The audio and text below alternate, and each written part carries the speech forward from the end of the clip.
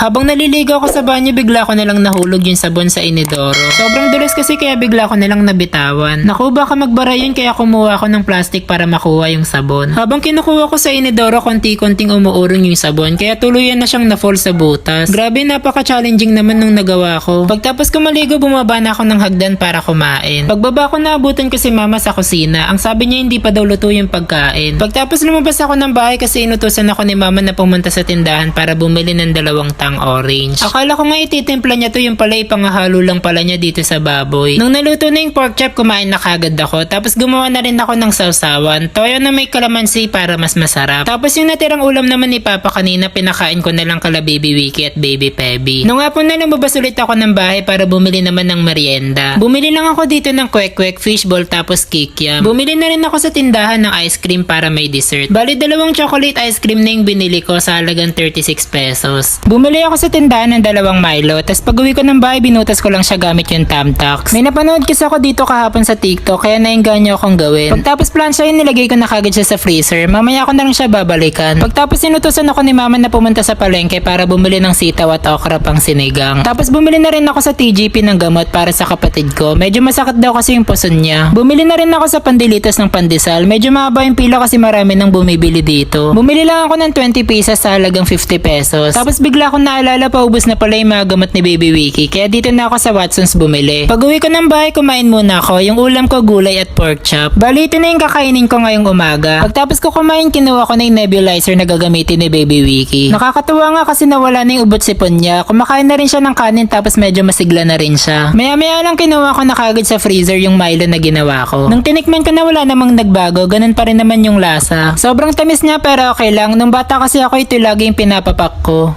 First time ko lang bababa ng 3:00 ng madaling araw dito sa bagong bahay namin. Nakalimutan ko kasi magbaon ng isang pitchel ng tubig, kaya no choice ako, bumaba na lang ako para kumuha. Tapos nang umaga na, nagluto na kagad ako ng 3 peraso ng hotdog para makakain na ako. Ito yung kanin na natira kagabi, kaya ginawa na lang ni tita na fried rice para mabilis maubos. Pagtapos ko kumain, bumalik na kagad ako sa kwarto, tapos nakita ko na iwan ko pa palang nakabukas yung electric fan. Isang linggo ko na to hindi nalilinisan, kaya tinanggal ko muna para mahugasan na. Sobrang hirap tanggalin na itong kulay itim sa gitna, kaya nung natanggal ko, pagtingin ko kinakalawang na pala. Ayoko maglinis ng electric fan sa CR kasi naiipon yung mga dumi sa butas, kaya dito na lang ako sa garahe para malinis. Pagpasok ko sa loob ng bahay, hindi pa rin pala tapos si Kuya Carlito magpintura. Sobrang sipag nga niya kasi hanggang hapon nagbubutas siya ng dingding kasi didikatan niya to ng brick. Itong lamp ko naman sa kwarto hindi gumagana kasi walang nakakabit na bumbilya. Tinesting ko lang tong lumang bumbilya sa CR, tapos nang binuksan ko, ayan, gumana naman. Wala na akong gagawin kaya naisip ko na maligo na para makapagpahinga na rin ako.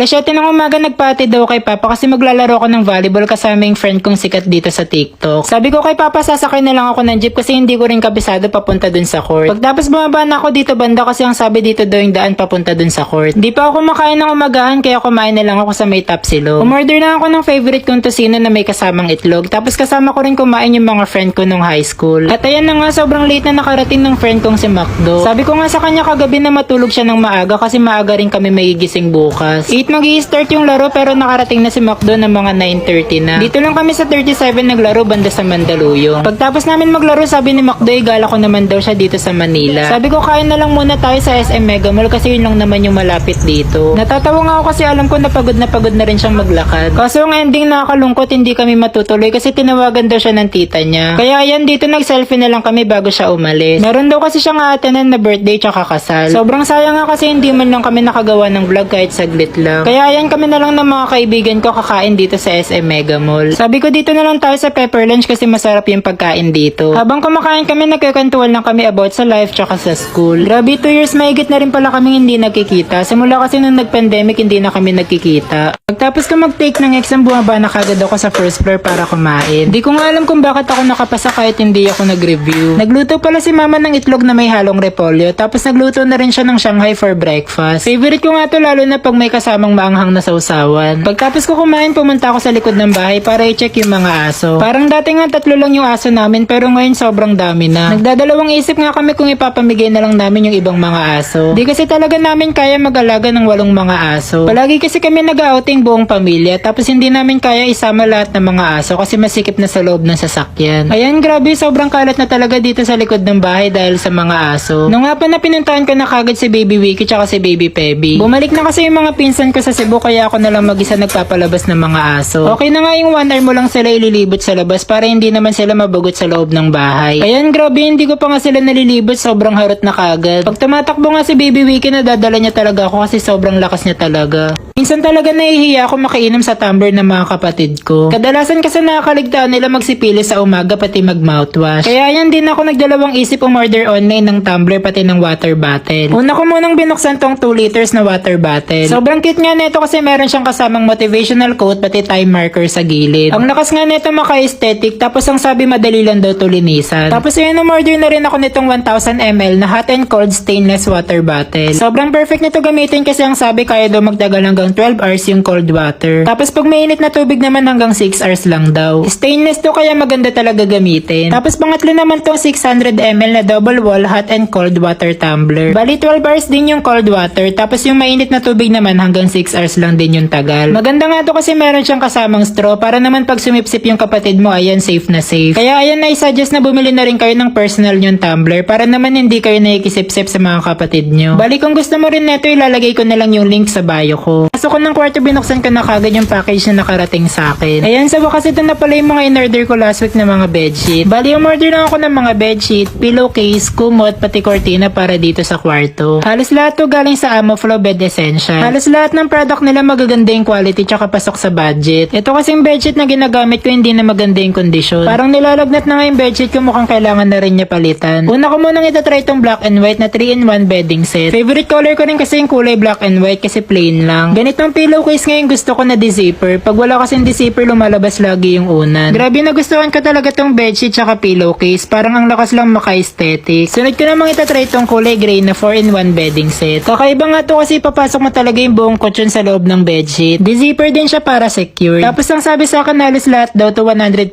pure authentic premium cotton. Hypoallergenic din daw to kaya mas maganda talaga. Ayan, dalawang bedsheet na pala to. Yung isa di-zipper tapos ito naman hindi. Ang kinaganda pa dito ang sabi 135 GSM daw yung kapal kaya sulit talaga. Umorder na rin ako ng dalawang pillowcase na kulay black. Feeling ko kasi maganda siya i-partner dito kasi kulay black tsaka kulay white. Syempre meron pa tayo hindi nabubuksan ng mga kumot. Mga ganitong klaseng tela ngayon gusto ko kasi sobrang soft lang niya gamitin. Umorder ako ng kulay blue tsaka kulay brown kasi maganda yung kulay. Sobrang ganda nga nito gamitin lalo na pag naka-aircon. Tapos ito naman yung itsura ng curtain na in-order ko rin. Kulay white yung pinili ko para simple lang. Medyo marami pa naman ako mga kurtina dito kaya baka ipang regalo ko na lang to. Kaya kung naghahanap ka rin na magaganda at affordable na pillowcase, bedsheet, kumot, cortina, ilalagay ko na lang yung link sa bio ko.